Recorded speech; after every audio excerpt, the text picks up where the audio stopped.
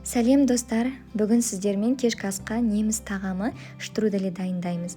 Алдымен қамырын дайындап аламыз. Ол үшін ұнға тұз және ас содасын қосып араластырамыз. Бөлек ыдыста жылы суға жұмыртқаны қосып араластырамыз.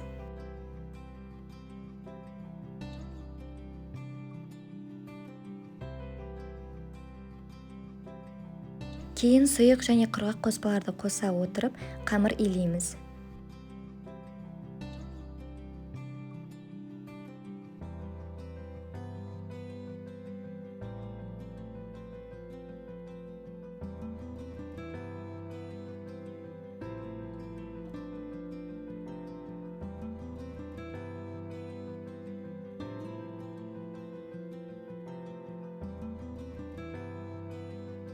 Қамырдың бетін жауып 10 минутқа қалдырамыз.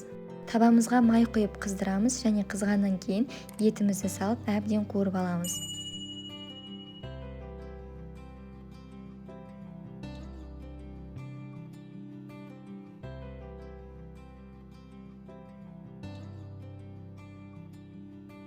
Одан кейін пияз және сәбізді қосып тағы да араластырамыз.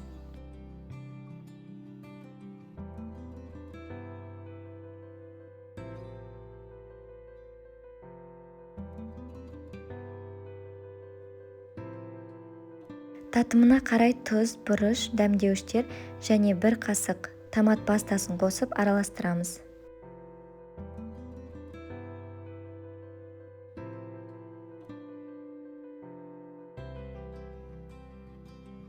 Кейін қайнаған су құйып 30 минуттай бұқтырып аламыз.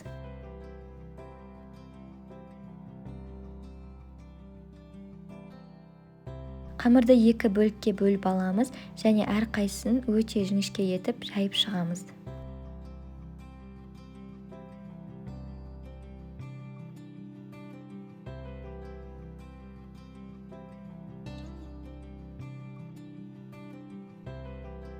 Жайып алғаннан кейін бетіне сұйық май жағып шығамыз.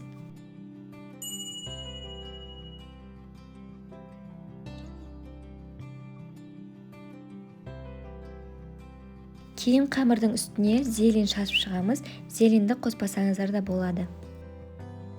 Қамырды төменгі жағынан бастап рулет қылып ораймыз.